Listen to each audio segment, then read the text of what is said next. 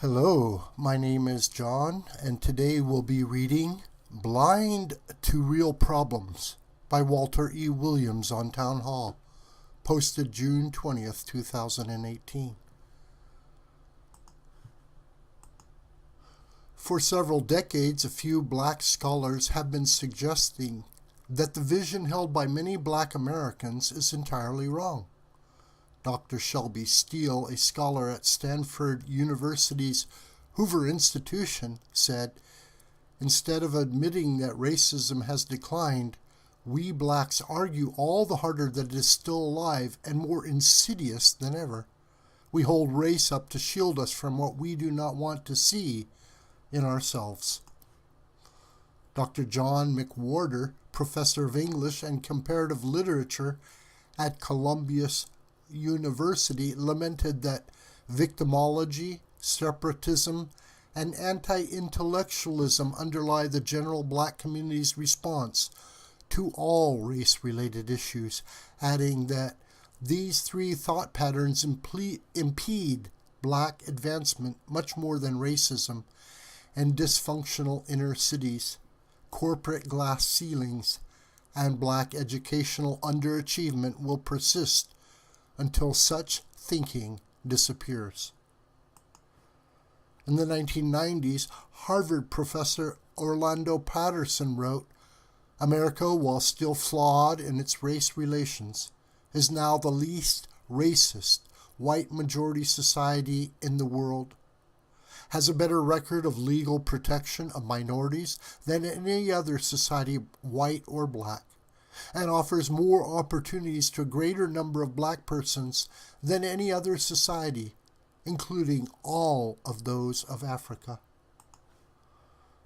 During an interview in December with the Daily Caller, Steele said that the anti-Americanism that started during the 1960s has become mainstream and visible in the black community is heartbreaking and sad. That anti-Americanism that so dominates American black identity has been ruinous to black America, where we are worse off than we were under segregation by almost every socio-economic measure. Some might challenge Steele's assertion that in many measures, blacks are worse off than during segregation. How about some numbers? As late as 1950, female-headed households were only 18% of the black population. Today, 70% of black children are raised in a single-parent household. In the late 1800s, there were only slight differences between the black family structure and those of other ethnic groups. In New York City in 1925, for example, 85% of kin-related black households were two-parent households. According to the 1938 Encyclopedia of the Social Sciences, that year 11% of black children were born to unwed mothers. Today, about 75% of black children are born to unwed mothers. From 1890 to 1940, a slightly higher percentage of black adults had married than white adults. Today, about twice as many blacks have never married as whites. The bottom line is that the black family was stronger the first 100 years after slavery than during what will be the second 100 years. What about the labor market? In every census from 1890 to 1954, blacks were just as active as, or more so than whites in the labor market.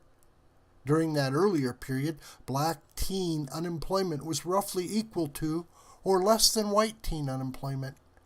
As early as 1900, the duration of black unemployment was 15% shorter than that of whites. Today, it's about 30% longer. Would anyone suggest that there was less racial discrimination during earlier periods? White liberals in the Democratic Party are the major beneficiaries of keeping black people fearful, angry, victimized, and resentful. It's crucial to both their political success and their efforts to change our nation. Racial harmony would be a disaster for leftists be they politicians, academic liberals, or news media people. As for black politicians and civil rights hustlers, Booker T. Washington long ago explained their agenda, writing, "There is another class of colored people who make a business of keeping the troubles, the wrongs, and the hardships of the Negro race before the public. Having learned that they are able to make a living out of their troubles, they have grown into the settled habit of advertising their wrongs, partly because they want sympathy and partly because it pays. Some of these people do not want the Negro to lose his grievances because they do not want to lose their jobs." This video is a production of the School of the White Crane. My name is John Brooker, and you can reach me through commentary on this video or through my Gmail listed here.